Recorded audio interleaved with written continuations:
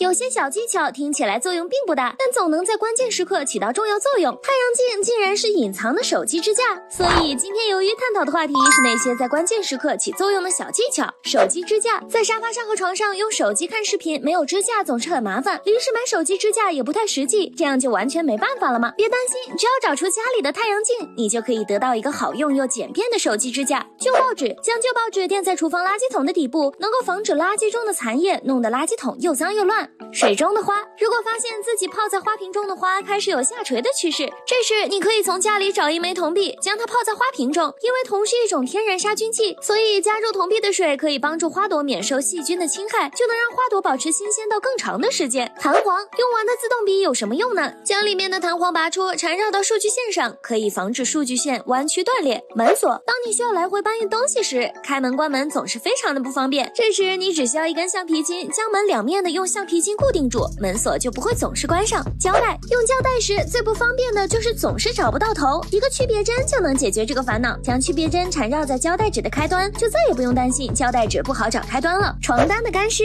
清洗过的床单有时候很难凭借触感发现床单是否完全干燥，这时你只需要在床单下面放一面镜子，静静的等待5分钟，拿出的镜子如果有雾气，那么说明床单还没有完全干透，继续晾到完全干透，就能避免细菌滋生。便利贴，将便利贴贴满键盘，可以将键盘上堆积的灰尘和脏东西轻易的粘出来。卡，钱包里不想带着很多张卡片，你可以用手机将这些信用卡等卡片的条形码和卡的正面拍下来，结账的时候只需要出示卡片的条形码就能完成结算。速冻饮料，夏天想要喝一瓶冰饮料，却发现忘记将饮料提前放入冰箱，这时你只需要准备一张湿透的纸，将饮料包裹，放入冰箱15分钟，就能得到想要的冰镇饮料了。钥匙，门多了钥匙也多，开门的时候总是需要不停的尝试，将指甲油将钥匙的末端涂成不同的颜色，就能轻易的区分，不再浪费时间。包装纸，礼物的包装纸不想折，可以找出家中不用的卫生纸筒，剪开一侧，将包装纸放入其中，既不用折叠，还方便使用。